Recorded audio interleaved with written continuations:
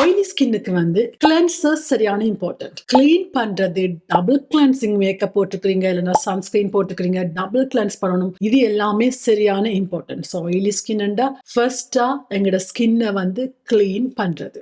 So கிளென்சர்ஸை பத்தி நான் already explain பண்ணி போட்டுக்கிறேன். பெஸ்ட் கிளென்சர் வந்து என்னது ஆயிலி ஸ்கின்னுக்கு எல்லாமே நீங்க அந்த எபிசோட்ல பார்த்து கிளென்சர்ஸ் வந்து தெரிஞ்சுக்கலாம். ஸோ கிளென்சர்ஸ் வந்து நீங்க கொமனா சொன்னீங்கன்னா கண்டிப்பா சல்ஃபேட் இருக்கிற கிளென்சர்ஸ் வந்து உங்களோட ஹார்ஷான இன்கிரீடியன்ஸ் உங்களோட ஸ்கின்னை வந்து எப்படி சொல்றது ஃபாஸ்டா ட்ரை ஆக்கிரும். ட்ரை ஆக்கினா அதே அளவு வந்து கொஞ்ச நாள் போக அப்படியே எக்ஸஸ் ஆன ஆயில் வரும். ஸோ ஹார்ஷான இன்கிரீடியன்ட் பாத்தீங்கன்னா கிளென்சர்ஸ்ல sulphate no no no guys. So அந்த எபிசோட பாருங்க, உங்களுக்கு வடிவான எக்ஸ்பிளனேஷன் கொடுத்திருக்கேன். நெக்ஸ்ட் பார்க்க போறோம் டோனர்ஸ். ஸோ டோனர்ஸ் வந்து இந்த ஆயிலி ஸ்கின்னுக்கு முக்கியமா இல்லையா, இல்ல மார்க்கெட்டிங்காக செஞ்சிருக்கிறாங்களா? ஸோ பொதுவா பாத்தீங்கன்னா டோனர்ஸ் வந்து ஸ்கின் கேர்ல வந்து ரொம்ப முக்கியம் இல்ல. யாருக்குன்னு பாத்தீங்கன்னா நார்மல் ஸ்கின் இருக்கிறவங்க, ட்ரை ஸ்கின் இருக்கிறவங்க, சென்சிட்டிவான ஸ்கின் இருக்கிறவங்க, இவங்க எல்லாருக்குமே டோனர் வந்து அந்த அளவுக்கு முக்கியம் இல்ல. ஆயிலி ஸ்கின்னுக்கு வந்து டோனர்ஸ்ல வந்து முக்கியமான இன்கிரீடியன்ஸ் வந்து for example salicylic acid, niacinamide, glycolic acid, அதே மாதிரி விச் ஹாசல்,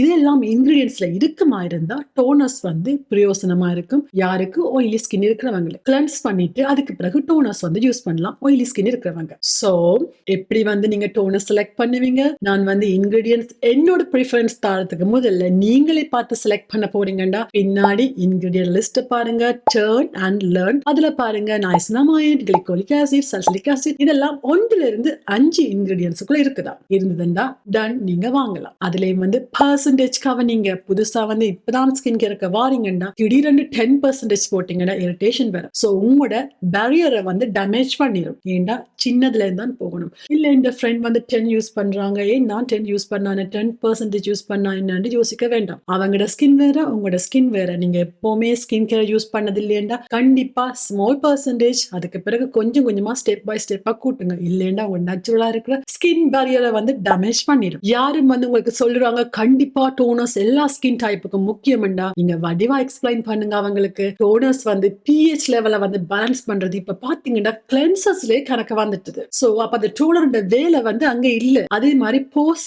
சைஸ்ல வந்து சின்னனாக்குறது நார்மல் ஸ்கின் டைப்புக்கு அது தேவையில்லை. யாருக்கு தேவைண்டா அந்த ஆயிலி ஸ்கின் இருக்கிறவங்களுக்கு. அதுக்கும் நான் எக்ஸ்பிளைன் பண்ண அந்த இன்கிரீடியன்ஸ் இருந்தா மட்டும்தான் உங்களுக்கு யூஸ்ஃபுல்லா இருக்கும். சோ மார்க்கெட்ல வந்து மார்க்கெட்டிங்காக எவ்வளவோ வந்திருக்குது. சோ நீங்க தான் இன்டெலிஜென்ட் யூஸ் பண்ணி என்னென்ன தேவையோ என்னென்ன தேவையில்லையோ அதை விட்டு உங்களுக்கு தேவையானதை மட்டும் நீங்க பர்ச்சேஸ் பண்ணி கொள்ளலாம். ஆயிலி ஸ்கின்னுக்கு என்னோட ஃபேவரட்டான டோனர்ஸ் எதுன்னு தெரியணும்னு ஆசைப்பட்டீங்கன்னா கமெண்ட் செக்ஷன்ல டோனர் டைப் பண்ணுங்க. நான் உங்களுக்கு லிஸ்ட் சென்ட் பண்றேன் மெசேஜ்ல. Thank you so much guys.